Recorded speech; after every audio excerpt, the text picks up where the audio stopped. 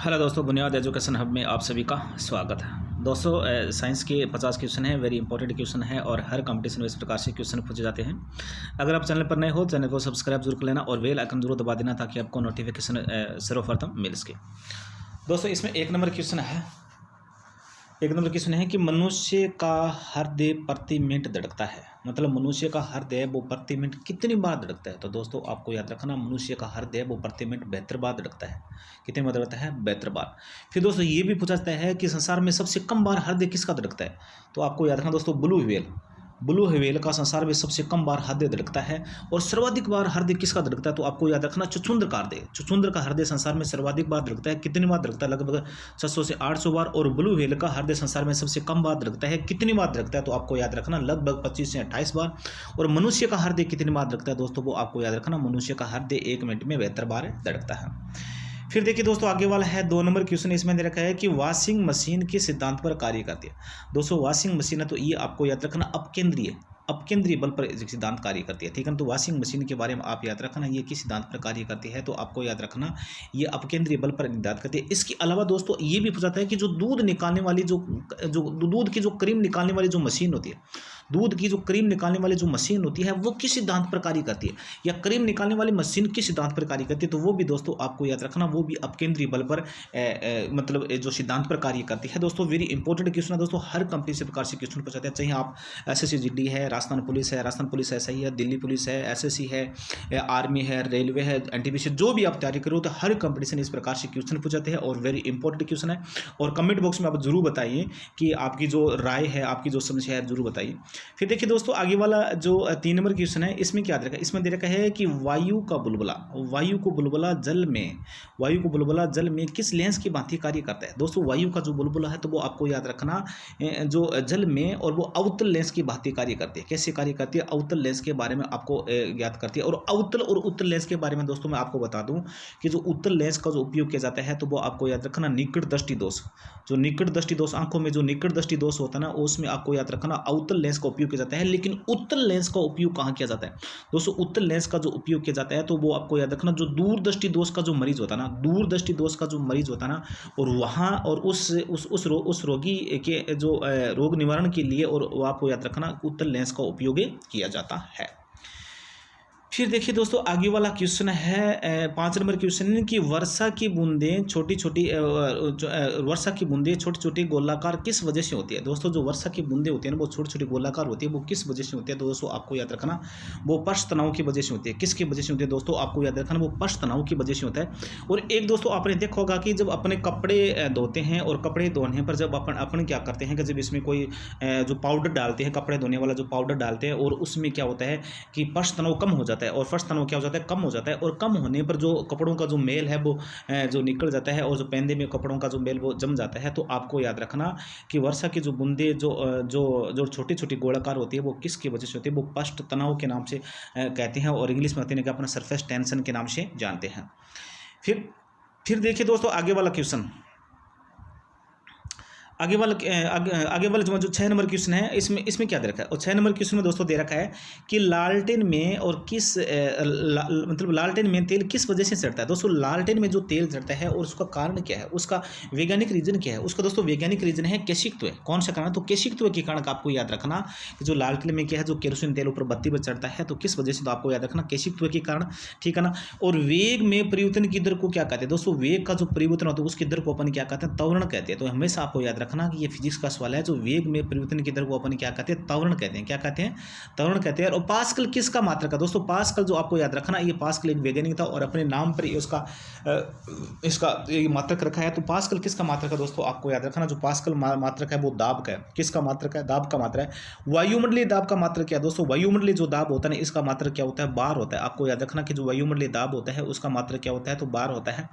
फिर देखिए दोस्तों 10 नंबर क्वेश्चन है, वेरी इंपॉर्टेंट क्वेश्चन है। इसमें क्या दे रखा है कि मनुष्य की धड़कन का नियंत्रण मस्तिष्क का कौन सा भाग करता है। दोस्तों इसमें पूछा गया है कि अपने जो मस्तिष्क का इसका कौन सा भाग है जो हृदय की धड़कन को नियंत्रित करता है। और हृदय की धड़कन के बारे में दोस्तों मैंने आपको बताया था, ये अनियंत्रित है क्या, मतलब अनैच्छिक है क्या, ये किस प्रकार की क्रिया, तो अनैच्छिक क्रिया है, इस पर अपनी इच्छा नहीं चलती है। और अनैच्छिक क्रियाओं पर और मस्तिष्क का कौन सा भाग नियंत्रण करता है दोस्तों, अनैच्छिक क्रियाओं पर मनुष्य का जो मस्तिष्क को जो मेडुला ऑब्लिंगेटा भाग है वो क्या करता है, नियंत्रण करता है। तो हृदय की धड़कन एक अनैच्छिक क्रिया है और इस पर भी नियंत्रण कौन करता है, तो आपको याद रखना अपना जो मस्तिष्क का जो अन्य जो मेडुला ऑब्लिंगेटा भाग है वो क्या करता है, नियंत्रण करता है। इसके अलावा दोस्तों आपको याद रखना कि दो हार्मोन है, दो हार्मोन भी क्या है, दो हार्मोनों पर भी कि हृदय की धड़कन डिपेंड होती है, ठीक है ना। हृदय की धड़कन क्या होती है, नहीं तो वो हार्मोन कौन से, एक तो दोस्तों आपको याद रखना थायरोक्सिन हार्मोन, कौन सा हार्मोन है, एक तो है थायरोक्सिन हार्मोन, और दूसरा कौन सा, दूसरा दोस्तों आपको याद रखना एड्रीनलिन हार्मोन, दूसरा कौन सा है, एड्रीनलिन हार्मोन और थायरोक्सिन हार्मोन, दो दोस्तों ऐसे हार्मोन है जो क्या करते हैं, हृदय की धड़कन पर क्या करते हैं, नियंत्रण रखते हैं। और मस्तिष्क का कौन सा भाग है, तो वो आपको याद रखना मस्तिष्क का भाग हो जाएगा मेडुला ऑब्लिंगेटा, कौन सा भाग हो जाएगा, मेडुला ऑब्लिंगेटा। फिर देखिए 11 नंबर क्वेश्चन है कि मानव मस्तिष्क का वजन कितना होता है। दोस्तों मानव मस्तिष्क का जो वजन होता है वो आपको याद रखना 1400 ग्राम होता है। कितना होता है, तो आपको याद रखना कि जो मानव मस्तिष्क का वजन होता है दोस्तों वो 1400 ग्राम होता है। और कई बार दोस्तों ये भी दे होता है जो 1350 ग्राम होता है, तो आपको याद रखना लगभग 1350 और 1400 ग्राम के बीच में क्या होता है, मनुष्य के मस्तिष्क का क्या होता है, वजन होता है। और ये आप याद रखना। फिर देखिए दोस्तों 12 नंबर क्वेश्चन है, इसमें देखा है थोरियम का एसिड क्या है। दोस्तों थोरियम के बारे में आप याद रखना, जो थोरियम के बारे में अगर दोस्तों बात करें तो राजस्थान में नहीं, अपने भारत का जो केरल राज्य है, भारत का जो केरल राज्य है वहाँ थोरियम सबसे ज़्यादा पाया जाता है। जो मोनाजाइट, ये जो मोनाजाइट है ये क्या, थोरियम का एसिड है, आपको याद रखना। थोरियम का एसिड क्या दोस्तों, आपको याद रखना, ये जो मोनाजाइट है ये थोरियम का एसिड है। रेबीज रोग का कारण क्या है दोस्तों, रेबीज रोग के बारे में आप सभी जानते हो दोस्तों। रेबीज रोग होता है वो रेबडो वायरस के द्वारा होता है। किस वायरस के द्वारा होता है, रेबडो वायरस के द्वारा होता है। मतलब रेबीज रोग किसके द्वारा होता है दोस्तों, विषाणु के कारण होता है। इसके अलावा दोस्तों रेबीज रोग के बारे में आप सभी जानते हो दोस्तों कि जो रेबीज रोग होता है ये आपको याद रखना पागल कुत्ते हैं, लोमड़ी है, भेड़िए है, बिल्ली है आदि के काटने से आपको याद रखना रेबीज रोग हो जाता है। कौन सा रोग हो जाता है, रेबीज। और रेबीज का रोगी दोस्तों किससे डरता है, तो रेबीज का रोगी दोस्तों जल से डरता है। किससे डरता है, जल से डरता है। और इसीलिए रेबीज के रोगी को अब जो रेबीज रोग को अपन क्या कहते हैं, रेबीज रोग को अपन हाइड्रोफोबिया के नाम से जाते हैं। रेबीज रोग को अपन हाइड्रोफोबिया के नाम से बन जाते हैं, जल भीति के नाम से जानते हैं, क्योंकि जो रेबीज का रोगी है वो किससे डरता है, जल से डरता है, इसलिए इसे अपन हाइड्रोफोबिया कहते हैं। इसके अलावा दोस्तों रेबीज के टीके की खोज किसने की थी, दोस्तों आपको याद रखना कि रेबीज के टीके की जो खोज की थी वो लुई पास्चर ने की थी। किसने की थी, लुई पास्चर ने रेबीज के टीके की खोज की थी। इसके अलावा आपको याद रखना कि लुई पास्चर ने दुग्ध के पाश्चुराइजेशन की खोज भी किसने की थी, आविष्कार किसने किया था दोस्तों, आपको याद रखना वो लुई पास्चर ने की थी। फिर देखिए दोस्तों 14 नंबर क्वेश्चन है, इसमें 14 नंबर क्वेश्चन में क्या देखा, ये भी वेरी इंपॉर्टेंट क्वेश्चन है दोस्तों। ये इसमें देखिए कि मानव शरीर का जो सामान्य जो रक्तदाब है दोस्तों, मानव शरीर का जो सामान्य जो रक्तदाब होता है ना, जो मनुष्य के सामान्य जो बीपी होती है ना वो कितनी होती है दोस्तों, आपको याद रखना 120 से 80 120 mmHg, ठीक है ना। और ऑप्शन में दोस्तों कई बार ऐसा भी दे जाता है, पहले 80 दे दिया जाता है फिर 120 दे दिया जाता है, तो ये आपसे मत मानना। मानव शरीर का जो सामान्य रक्तदाब होता है दोस्तों, आपको याद रखना वो 120/80 mmHg होता है। और वेरी इंपॉर्टेंट क्वेश्चन है दोस्तों। अब रक्तदाब किसको बोलते हैं दोस्तों, रक्त अपना क्या, अपना जो खून है, अपना जो ब्लड है वो क्या करता है, धमनियों पर दाब डालता है। किस पर दाब डालता है, धमनियों पर दाब लाता है। रक्त के द्वारा धमनियों पर डाले गए दाब को ही अपन रक्तदाब कहते हैं, उसी को अपन क्या कहते हैं, बीपी कहते हैं। इसी को अपन क्या कहते हैं, बीपी कहते हैं। क्योंकि अपने धमनियों में कोलेस्ट्रॉल की मात्रा बढ़ने पर अपनी बीपी क्या हो जाती है, हाई हो जाती है। या NaCl की मात्रा जो अपन NaCl की जो नमक होता है और नमक का अधिक मात्रा सेवन कर अपनी बीपी क्या हो जाती है, हाई हो जाती है दोस्तों, ये आप याद रखना। फिर देखिए दोस्तों ये आ ही गया 15 नंबर क्वेश्चन। इसमें देखा है कि कौन सा तत्व है रक्तदाब के नियंत्रण में सहायक। दोस्तों आप सभी को पता है कि जो रक्तदाब के नियंत्रण में और जो बीपी के नियंत्रण में सोडियम तत्व जो क्या है, सहायक है। NaCl आप नाम सुना होगा, NaCl साधारण नमक का सूत्र है। क्योंकि जब बीपी हाई होते हैं तो डॉक्टर ये कहते हैं कि आप नमक कम करो, ठीक, क्योंकि नमक जो किससे बना होता है वो सोडियम क्लोराइड से बना होता है। और सोडियम क्या होता है, रक्तदाब को नियंत्रण में क्या करता है, सहायक होता है। फिर देखिए दोस्तों आगे वाला 16 नंबर क्वेश्चन है, वेरी इंपॉर्टेंट क्वेश्चन है। इसमें क्या दे रखा है, इसमें दे रखा है कि हीरे की चमक का क्या कारण है। दोस्तों हीरे की चमक का कारण दोस्तों आपको याद रखना, हीरे की जो चमक का कारण है दोस्तों पूर्ण आंतरिक परावर्तन। और पूर्ण आंतरिक परावर्तन के कारण दोस्तों हीरा चमकता है। और हीरा दोस्तों आपको याद रखना संसार का सबसे कठोर पदार्थ है। संसार का सबसे कठोर पदार्थ है वो हीरा होता है। किस वजह से होता है और हीरे की जो कौन सी संरचना है जिससे वो कठोर होता है, तो दोस्तों आपको याद रखना हीरे की जो चतुष्फलकीय संरचना है। और इस चतुष्फलकीय संरचना के कारण क्या होता है, हीरा संसार का सबसे कठोर पदार्थ होता है। हीरा जो चमकता है तो दोस्तों वो आपको याद रखना पूर्ण आंतरिक परावर्तन के कारण चमकता है। किस कारण चमकता है? पूर्ण आंतरिक परावर्तन के कारण चमकता है, ये दोस्तों आप याद रखना। फिर हीरे की शुद्धता किस में मापी जाती है? दोस्तों हीरे की जो शुद्धता मापी जाती है वो किरीट में मापी जाती है। किस में मापी जाती है? किरीट में मापी जाती है। फिर दोस्तों हीरे की जो कठोरता है या चट्टान की कठोरता, हीरे की कठोरता किस में मापी जाती है? तो आपको याद रखना महो में। हीरे की कठोरता जो चट्टान की कठोरता मापी जाती है वो किस में मापी जाती है? दोस्तों आपको महो में मापी जाती है। फिर देखिए दोस्तों आगे जो 17 नंबर सवाल है दोस्तों, वेरी इंपॉर्टेंट सवाल है दोस्तों। अगर आपको वीडियो अच्छा लगे दोस्तों अपने दोस्तों को ज़्यादा से ज़्यादा शेयर करना और लाइक से सब्सक्राइब जरूर कर लेना, और कमेंट बॉक्स में आप जरूर बताना आपकी राय, आपकी समस्या जो भी है, तो कमेंट बॉक्स में जरूर बताना आप कौन कौन देख रहे हो पूरी आपकी। फिर देखिए दोस्तों 17 नंबर क्वेश्चन है, इसमें क्या दे रखा है? और 17 नंबर क्वेश्चन में दे रखा है कि भारत में हीरे की प्रसिद्ध खान कौन से? दोस्तों भारत में जो हीरे की जो प्रसिद्ध खान है वो एक ही है, और वो है मध्य प्रदेश की पन्ना खान। मध्य प्रदेश की जो पन्ना खान है भारत में हीरे की प्रसिद्ध खान है। अगर दोस्तों सोने के बारे में आप पूछ ली कि भारत में सोने की सबसे बड़ी खान कौन सी है? दोस्तों कोलार खान। जो कहाँ है? तो आपको याद रखना वो महाराष्ट्र में, जो महाराष्ट्र में जो कोलार खान है वो सोने की सबसे बड़ी खान है।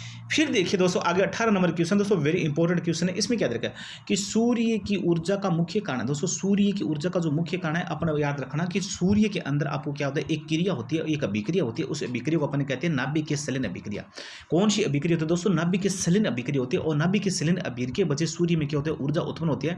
इसके अलावा दोस्तों सूर्य में जो सर्वाधिक मात्रा में जो तत्व पाया जाता है वो हाइड्रोजन पाया जाता है, और हाइड्रोजन की मात्रा कितनी है? 70-71% है।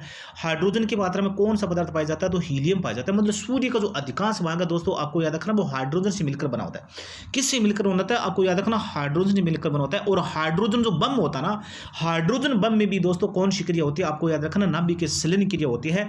और हाइड्रोजन जो इसमें क्या होती है? हाइड्रोजन बम में नाभिक सलिन की क्रिया होती है। और हाइड्रोजन बम का आविष्कार किसने किया दोस्तों? ये आपको याद रखना टेलर नामक के वैज्ञानिक था जिसने किया था हाइड्रोजन बम का क्या किया था? आविष्कार किया था। फिर देखिए दोस्तों 19 नंबर क्वेश्चन है, वेरी इंपॉर्टेंट क्वेश्चन है। इसमें देखा है कि सूर्य की सतह का तापमान कितना होता है? दोस्तों सूर्य की जो सतह का तापमान होता है वो आपको याद रखना 5800 डिग्री सेल्सियस होता है, या अपन कहें तो लगभग 6000 डिग्री सेल्सियस होता है। कितना होता है? तो सूर्य की जो सतह का तापमान होता है वो 6000 डिग्री सेल्सियस तापमान होता है। दोस्तों इस सतह की बात हो रही है, ठीक है ना। फिर अम्लीय वर्षा का क्या कारण? दोस्तों अम्लीय वर्षा का कारण है SO2 NO2, मतलब सल्फर डाइऑक्साइड और ये नाइट्रोजन डाइऑक्साइड। देखा ना, सल्फर डाइऑक्साइड नाइट्रोजन डाइऑक्साइड ये क्या होता है? अम्लीय वर्षा का दोस्तों आपको याद रखना मुख्य कारण है, क्योंकि ये किससे करेगा? ये जल से क्रिया करेगा। ये दोनों सल्फर डाइऑक्साइड और नाइट्रोजन डाइऑक्साइड ये दोनों किससे क्रिया करेंगे? जल से क्रिया करेंगे। और जल से क्रिया करके ये क्या बनाएंगे दोस्तों? ये आपको याद रखना अम्ल बनाएंगे। कौन सा अम्ल बनाएंगे? तो ये सल्फ्यूरिक अम्ल बनाएंगे, नाइट्रिक अम्ल बनाएंगे, और उसी को अपन क्या कहते हैं? अम्लीय वर्षा कहते हैं, ठीक है। फिर देखिए दोस्तों आगे वाला 21 नंबर क्वेश्चन है, ये भी वेरी इंपॉर्टेंट क्वेश्चन है दोस्तों। बार बार इस प्रकार से क्वेश्चन पूछे जाते हैं कि पृथ्वी के तापमान में वृद्धि के लिए उत्तरदायी गैस कौन सी है? दोस्तों पृथ्वी का जो तापमान है उस तापमान की बढ़ोतरी के लिए एकमात्र जो उत्तरदायी गैस है, मुख्य रूप से गैस दोस्तों वो आपको याद रखना CO2 है। कौन सी है? CO2 है, कार्बन डाइऑक्साइड गैस है। और कार्बन डाइऑक्साइड के बारे में दोस्तों मैं आपको पहले ही बता चुका हूँ कि कार्बन डाइऑक्साइड गैस पृथ्वी के तापमान में उत्तरदायी के लिए उत्तरदायी है, यह ग्रीन हाउस प्रभाव के लिए उत्तरदायी है। और इसकी वायुमंडलीय मात्रा कितनी है? 0.03% है। रोटी जो फूलती है वो किसकी वजह से फूलती है? कार्बन डाइऑक्साइड की वजह से फूलती है, ठीक है। इसके अलावा दोस्तों जो शीतल पेय पदार्थ है जैसे पेप्सी, कोका कोला, इसमें जो अपने विस्फोट के रूप में जो गैस निकलती है वो कौन सी गैस निकलती है? ये CO2 गैस निकलती है। इसके अलावा दोस्तों आग बुझाने में अग्निशामक यंत्र में किस गैस का उपयोग किया जाता है? तो आपको याद रखना CO2 का उपयोग किया जाता है। वेरी इंपॉर्टेंट क्वेश्चन है दोस्तों, वेरी इंपॉर्टेंट, बहुत अच्छा क्वेश्चन है। फिर देखिए दोस्तों 22 नंबर क्वेश्चन है, ग्रीन हाउस प्रभाव के लिए उत्तरदायी गैस कौन सी है? दोस्तों ग्रीन हाउस प्रभाव के लिए जो उत्तरदायी गैस है वो है CO2।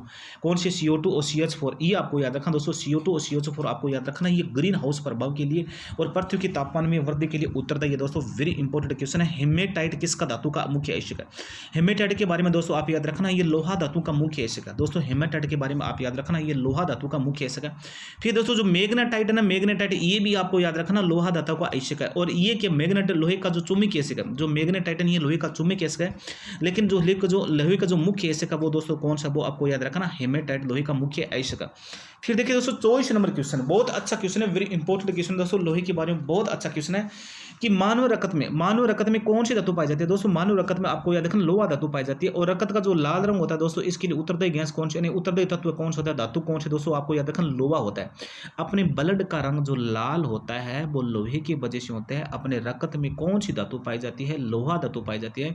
अपने रक्त में एक लाल रंग का पदार्थ होता है जिसे अपन कहते हैं हीमोग्लोबिन कहते हैं। और हीमोग्लोबिन ये लाल रंग का पदार्थ होता है, ये किस धातु से मिलकर बना होता है? दोस्तों आपको याद रखना लोहा धातु से मिलकर बना होता है। और फिर देखिए दोस्तों लोहा की कमी से अपने शरीर में कौन सी कमी हो जाती है? एनीमिया रोग हो जाता है। कौन सा रोग? एनीमिया।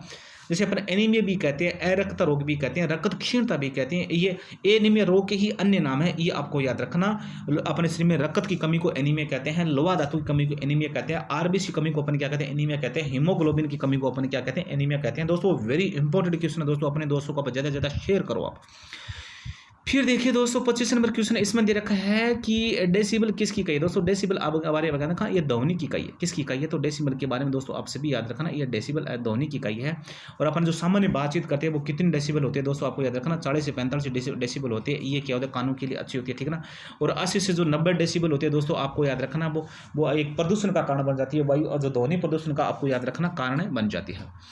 फिर देखिए दोस्तों आगे वाला जो 26 क्वेश्चन है, ये भी बहुत अच्छा क्वेश्चन दोस्तों, बार बार इस प्रकार से क्वेश्चन पूछा जाता है। पारा का मुख्य आयस्क क्या है? दोस्तों सिनेबार है। ये सिनेबार किसका आयस्क है दोस्तों आपको याद रखना, पारा। और पारा के बारे में दोस्तों आपको याद रखना, पारा एक द्रव धातु है। किस धातु दोस्तों? पारा एक द्रव धातु है। और पारा को दोस्तों आपको याद रखना लोहे के बर्तन में रखा जाता है। किसके बर्तन में रखा जाता है? लोहे के बर्तन में रखा जाता है। क्यों रखा जाता है दोस्तों? पारा क्या करता है, लोहे के साथ अमलगम नहीं बनाता है, लोहे के साथ धातुई घोल नहीं बनाता है, और इसीलिए पारा को आपको याद रखना लोहे के बर्तन में रखा जाता है। और पारा के बारे में आप याद रखें दोस्तों, इसका आयस्क सिनेबार है, और ये एकमात्र द्रव धातु है। थर्मामीटर जो बैरोमीटर है, इसमें कौन सी धातु भरी होती है दोस्तों आपको याद रखना, इसमें पारा धातु भरी होती है। फिर देखिए दोस्तों 27 नंबर क्वेश्चन है, ये भी बहुत अच्छा क्वेश्चन है। इसमें देखिए चाय में कौन सा उत्तेजक पदार्थ होता है? जो चाय होते हैं दोस्तों, चाय में जो उत्तेजक पदार्थ वो थीन होता है। कॉफी में कौन होता है दोस्तों? कॉफी में जो होता है वो कैफीन होता है। क्यों कॉफ़ी में कौन सा होता है? तो आपको याद रखना कॉफ़ी में तो कैफीन होता है। कॉफ़ी में जो जो जो उत्तेजक पदार्थ है वो कौन होता है? कॉफ़ी जो कैफीन होता है। और तम्बाकू में, और आप इसे पूछ ले, तम्बाकू में उत्तेजक पदार्थ कौन सा है दोस्तों? वो आपको याद रखना निकोटिन होता है। कौन सा होता है? निकोटिन। तम्बाकू में दोस्तों आपको याद रखना निकोटिन, उत्तेजक पदार्थ निकोटिन होता है। और कॉफ़ी में कौन सा था? वो कैफीन होता है। और चाय में दोस्तों कौन सा था दोस्तों आपको याद रखना, वो थीन होता है। दोस्तों वेरी इंपॉर्टेंट क्वेश्चन दोस्तों, वेरी इंपॉर्टेंट। फिर आगे 26 नंबर क्वेश्चन है कि रेशम का अध्ययन विज्ञान की किस शाखा में करते हैं? दोस्तों रेशम का अध्ययन आपको याद रखना विज्ञान की सेरिकल्चर में करते हैं। फिर फलों का अध्ययन दोस्तों किस में करते हैं, ठीक है ना, एंथोलॉजी के अंदर फलों का अध्ययन करते हैं, ठीक है ना। फलों का अध्ययन पोमोलॉजी के अंदर करते हैं दोस्तों, वेरी इंपॉर्टेंट। जैसे अंगूरों का अध्ययन विटिकल्चर के अंदर करते हैं। और ये की है जीव विज्ञान की शाखा है दोस्तों, वेरी इंपॉर्टेंट क्वेश्चन है। फिर आपको एक बार जो पूरा शाखा का जो चैप्टर आएगा तो मैं आपको पूरा विस्तार से आपको पूरी शाखाओं की जो जितनी भी कल्चर है, जितनी भी जो शाखाएं हैं वो आपको कंप्लीट कराऊंगा दोस्तों, वेरी इंपॉर्टेंट क्वेश्चन है। फिर देखिए दोस्तों जो 29 नंबर पे है, कच्चे फलों को और कृत्रिम विधि से, दोस्तों ये सब कृत्रिम नाम से, कच्चे फलों को कृत्रिम विधि से और पकाने के लिए किस गैस का उपयोग किया जाता है? दोस्तों कच्चे फलों का जो कृत्रिम विधि से पकाने का उपयोग करते हैं वो एसिटिलीन गैस का उपयोग करते हैं, ठीक है ना। और इसके दोस्तों वेल्डिंग हो ना, वेल्डिंग में किस गैस का उपयोग करते हैं? और वेल्डिंग में भी आपको याद रखना एसिटिलीन गैस का उपयोग किया जाता है, ठीक है ना। और कच्चे फलों को पकाने में भी आपको याद रखना किस गैस का उपयोग किया जाता है? तो एसिटिलीन गैस का उपयोग किया जाता है। अस्थायी चुंबक दोस्तों किससे बना जाता है? दोस्तों अस्थायी जो चुंबक है वो आपको याद रखना डलवा लोहे से बनाई जाती है। डलवा लोहा दोस्तों दोस्तों आपको याद रखना निम्न श्रेणी का लोहा होता है, घटिया श्रेणी का लोहा होता है, जिससे अस्थायी चुंबक बनाई जाती है। लेकिन दोस्तों कई बार ये भी पूछा जाता है कि स्थायी चुंबक किससे बनाई जाती है? दोस्तों जो स्थायी चुंबक है वो आपको याद रखना इस्पात से बनाई जाती है। किससे बनाई जाती है? तो स्थायी चुंबक के बारे में आप याद रखना वो इस्पात से बनाई जाती है। स्थायी चुंबक इस्पात से बनाई जाती है, और अस्थायी चुंबक बनाई जाती है तो वो आपके किसी में डलवा लोहा से बनाई जाती है, ठीक है ना। फिर देखिए बल्ब का तंतु किस धातु का बना होता है? दोस्तों बल्ब का जो तंतु है तो आपको याद रखना टंगस्टन धातु का बना होता है। किस धातु का बना होता है दोस्तों? आपको याद रखना टंगस्टन धातु का बना होता है। बल्ब का जो तंतु होता है वो हमेशा याद रखना टंगस्टन का बना होता है। और टंगस्टन का दोस्तों क्यों बनाता है? क्योंकि उसका जो गलनांक होता है दोस्तों, टंगस्टन का जो गलनांक होता है वो सर्वाधिक होता है, और इसीलिए जो विद्युत बल्ब का जो तंतु है वो टंगस्टन का बना होता है। और टंगस्टन का दोस्तों गलनांक कितना होता है? टंगस्टन का गलनांक होता है दोस्तों 3,500 सेल्सियस क्या होता है? टंगस्टन का गलनांक होता है। और दोस्तों लोहे का अगर तंतु बन जाए तो लोहे का तंतु बन जाए दोस्तों, लोहे का जो गलनांक होता है वो 1500 डिग्री सेल्सियस होता है। और विद्युत बल्ब के जो तंतु का जो तापमान होता है वो लगभग 2200 डिग्री सेल्सियस होता है। तो लोहे तो पिघल जाएगा, क्योंकि लोहे का गलनांक क्या होता है? कम होता है, और जो टंगस्टन का गलनांक ज्यादा होता है। और इसीलिए दोस्तों आपको याद रखना जो विद्युत बल्ब का तंतु होता है वो किसका बना होता है? दोस्तों आपको याद रखना वो टंगस्टन का बना होता है। फिर देखिए दोस्तों 32 नंबर क्वेश्चन है, वेरी इंपॉर्टेंट क्वेश्चन है। इसमें देख सकते हैं बल्ब में कौन सी एक्री गैस भरी होती है? दोस्तों हमेशा आपको याद रखना जो बल्ब होता है ना, इसमें जो एक्री गैस भरी होती है वो आर्गन गैस होती है, ठीक है ना। इसके अलावा दोस्तों आपको याद रखना कि जो वायुमंडल में कौन सी एक्री गैस सर्वाधिक मात्रा में पाई जाती है? दोस्तों ये आर्गन गैस ही एकमात्र ऐसी एक्री गैस है, एक निष्क्रिय गैस है जो वायुमंडल में सर्वाधिक मात्रा में जो पाई जाती है। और ये गैस आपको याद रखना बल्ब में भरी जाती है। किस में भरी जाती है? तो बल्ब में भरी जाती है। इसके अलावा नाइट्रोजन गैस भी भरी होती है दोस्तों, ठीक है ना। इसके अलावा मैंने आपको बताया कि जो तंतु है वो किसका बना होता है? वो टंगस्टन का बना होता है। अंतरिक्ष यात्री को आकाश कैसा दिखाई देता है? दोस्तों अंतरिक्ष जो यात्री होता है इसका आकाश कैसा दिखाई देता है? वो आपको हमेशा याद रखना काला दिखाई देता है। अंतरिक्ष यात्री को जो आकाश दिखाई देता है दोस्तों हमेशा याद रखना वो काला दिखाई देता है। फिर फिर आकाश का नीला किस वजह से दिखाई देता है? जो आकाश का जो नीला रंग है दोस्तों वो परिकिरण के कारण। दोस्तों जब सूर्य उदय होता है, जब सूर्य अस्त होता है, जो हमें वो लाल दिखाई देता है, वो किस वजह से दिखाई देता है दोस्तों? वो आपको देखा परिकिरण के कारण, परिकिरण के कारण, किस कारण? परिकिरण के कारण। और आकाश हमें जो नीला दिखाई देता है दोस्तों, वो किस कारण दिखाई देता है? नीला और परिकिरण के कारण देता है। और वास्तव में दोस्तों आकाश का जो रंग होता है वो कैसा होता है? वो काला होता है, क्योंकि अंतरिक्ष यात्री को जो आकाश दिखाई देता है दोस्तों वो कैसा दिखाई देता है? वो काला दिखाई देता है, क्योंकि वास्तव में इसका रंग क्या होता है? काला होता है। लेकिन वायुमंडल में जो जल वाष्प होता है, और जल वाष्प के कारण जो परिकिरण की क्रिया होती है, और परिकिरण के कारण के आकाश का रंग कैसा दिखाई देता है? तो नीला दिखाई देता है। फिर देखिए दोस्तों 35 नंबर क्वेश्चन है, ये विटामिन से संबंधित है, वेरी इंपॉर्टेंट क्वेश्चन है, बहुत अच्छा क्वेश्चन है। आंखों के लिए स्रोतों विटामिन कौन से? तो आंखों के लिए जो स्रोतों विटामिन दोस्तों विटामिन ए है। कौन से? Vitamin A. और विटामिन ए का जो दोस्तों आप रासायनिक नाम है वो रेटिनोल है। क्या नाम है? विटामिन ए का जो रासायनिक नाम है क्या दोस्तों? ये आपको याद रखना, रेटिनोल विटामिन ए का रासायनिक नाम है। और ये आपको याद रखना, ये आंखों के लिए सबसे अच्छा विटामिन है। और इसकी कमी से कौन सा रोग हो जाता है? आंखों से संबंधित एक रोग हो जाता है दोस्तों, रंतोदि रोग। ये रंतोदि रोग दोस्तों विटामिन ए की कमी से होता है। इसके अलावा दोस्तों जितनी भी हरी साग सब्जियां, उन हरी साग सब्जियों में सर्वाधिक मात्रा में विटामिन ए पाई जाती है। पालक में है, पत्ता गोभी है, गाजर है, मूली है, अन्य इन जो सब्जियों में जो सर्वाधिक मात्रा में जो विटामिन पाई जाती है दोस्तों वो ए विटामिन पाई जाती है दोस्तों। बहुत अच्छा क्वेश्चन है। फिर देखिए जो 36 नंबर क्वेश्चन है, ये भी बहुत अच्छा है कि हरी सब्जियों में सर्वाधिक मात्रा में सर्वाधिक विटामिन कौन सी होती है दोस्तों? ये मैंने आपको पहले ही बता दिया, हरी सब्जियों में सर्वाधिक मात्रा में विटामिन ए होती है। तो दोस्तों आपको याद रखना कौन सी विटामिन होती है? विटामिन ए होती है।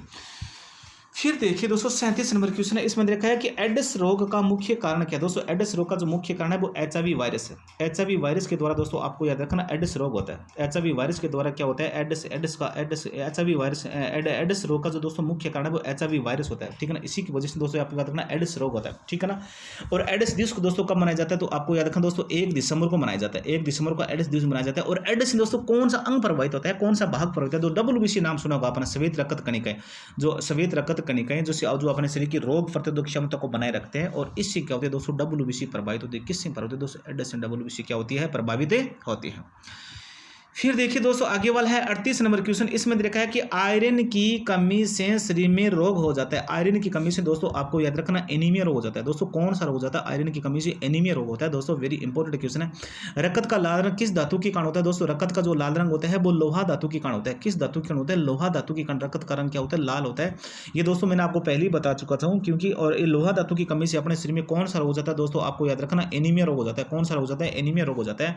इंसुलिन हार्मोन की कमी से कौन सा रोग हो जाता है? इंसुलिन हार्मोन के बारे में दोस्तों आपको याद रखना मधुमेह रोग हो जाता है। कौन सा रोग हो जाता है? मधुमेह रोग दोस्तों याद रखना, इसमें इंसुलिन हार्मोन की कमी से अपना रोग हो जाता है मधुमेह रोग। और ये किस ग्रंथि में विकृतीकरण होता है? जो मधुमेह रोग जो अग्नाशय ग्रंथि में क्या होता है दोस्तों? विकृतीकरण क्या होता है? मधुमेह रोग होता है, क्योंकि अग्नाशय ग्रंथि की बीटा कोशिका से इंसुलिन हार्मोन निकलता है। अग्नाशय ग्रंथि की बीटा कोशिका से कौन सा हार्मोन है? Insulin hormone. और इसी हार्मोन की कमी से आपको याद रखना मधुमेह रोग हो जाता है। फिर देखिए दोस्तों 41 नंबर क्वेश्चन है, हृदय रोगों का मुख्य कारण। दोस्तों हृदय रोगों का मुख्य कारण मैंने आपको पहले ही बताया, कोलेस्ट्रॉल होता है। कोलेस्ट्रॉल दोस्तों क्या होता है? अपने ये धमनियों में जम जाता है, और ये क्या होता है? हृदय रोगी होता है, हृदय रोगों का मुख्य कारण होता है, ये आपको याद रखना। फिर देखिए दोस्तों 42 नंबर क्वेश्चन है, पेस मेकर का संबंध किस अंग से? दोस्तों पेस मेकर का जो संबंध है वो हृदय से। किस है दोस्तों? हृदय से। आपको याद रखना पेस मेकर का संबंध, पेस मेकर का जो संबंध है दोस्तों किस अंग से? तो आपको याद रखना हृदय से। मधुमेह दिवस कब मनाया जाता है दोस्तों? मधुमेह दिवस आपको याद रखना दोस्तों 14 नवंबर को मनाया जाता है। कब मनाया जाता है दोस्तों? मधुमेह दिवस 14 नवंबर को मनाया जाता है। वेरी इंपॉर्टेंट क्वेश्चन है दोस्तों, बहुत अच्छे क्वेश्चन है। फिर देखिए दोस्तों आगे वाला जो 44 नंबर क्वेश्चन है, इसमें क्या दे रखा है? इसमें दे रखा है दोस्तों कि लबडब ध्वनि का संबंध है। जो लबडब ध्वनि दोस्तों, जब आप याद रखें तो जब इनके दोस्तों जो ये जो हृदय होता है, हृदय के जो कपाट खुलते हैं बंद होते हैं, तब जो ध्वनि आती है तो वो आपको याद रखना वो कैसी ध्वनि आती है? वो लबडब ध्वनि की आवाज आती है। और लबडब ध्वनि का संबंध दोस्तों किससे है? तो आपको याद रखना दोस्तों हृदय से। किस अंग से दोस्तों? हृदय से।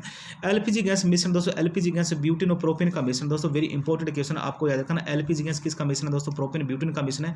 टीबी रोग का मुख्य कारण दोस्तों, टीबी रोग का मुख्य कारण जीवाणु। क्या हो जाए दोस्तों? टीबी रोग। और टीबी दोस्तों आपको याद रखना जीवाणु के द्वारा होता है। किस जीवाणु को द्वारा? Mycobacterium tuberculosis. माइकोबैक्टीरियम ट्यूबरकुलोसिस जो जीवाणु होता है, और इस जीवाणु की वजह से दोस्तों आपको याद रखना, और ये क्या होता है? टीबी रोग का कारण होता है, और जीवाणु होता है, ठीक है ना। और टीबी में दोस्तों आपको याद रखना BCG का टीका लगाया जाता है। कौन सा टीका लगाया जाता है? BCG का टीका लगाया जाता है। फिर BCG का टीका याद है दोस्तों, BCG का टीका किस रोग उपचार में लगाया जाता है दोस्तों? BCG का टीका तो ये आपको याद रखना टीबी रोग के उपचार में लगाया जाता है, ठीक है ना। और बीसीजी टीके की खोज किसने की थी, इसका आविष्कार किसने किया था, तो बेसिलस कालमेट ने। किसने किया दोस्तों, बेसिलस कालमेट ने। और बेसिलस कालमेट ने और क्या की थी, इसकी खोज की थी, और इसका पूरा नाम है, और ये आपको याद रखना दोस्तों, बीसीजी बेसिलस कालमेट गुआनिन। फिर डेंगू बुखार का दोस्तों कारण है, दोस्तों डेंगू बुखार वायरस के द्वारा होता है। ये एडिस देखिए ये वायरस के कारण होता है। किसके कारण होता है, ये वायरस के कारण होता है, ठीक है ना। और डेंगू रोग को दोस्तों अपना हड्डी तोड़ बुखार के नाम से भी जानते हैं। किस नाम जानते हैं, डेंगू बुखार को अपना हड्डी तोड़ बुखार के नाम से भी जानते हैं, ठीक है ना। और ये किसके, वायरस की वजह से होता है। और एडिज जो मच्छर से दोस्तों कौन सा रोग फैलता है, दोस्तों एडिज मच्छर से आपको देखो डेंगू बुखार होता है। कौन सा बुखार होता है, एडिज मच्छर से कौन सा रोग होता है, डेंगू बुखार होता है।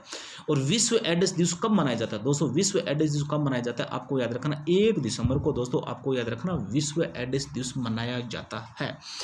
ये देखिए दोस्तों अपन जो 50 क्वेश्चन है ये जीके के नहीं साइंस के कंप्लीट हो गए दोस्तों। हर कंपटीशन में इस प्रकार से क्वेश्चन पूछ जाते हैं। अगर आप चैनल पर नए हो तो चैनल को सब्सक्राइब जरूर कर लेना, अपने दोस्तों को जरूर शेयर करना दोस्तों। कमेंट बॉक्स के द्वारा अपनी जो समस्या वो समस्या हमें जरूर बताना, और बहुत अच्छे क्वेश्चन है।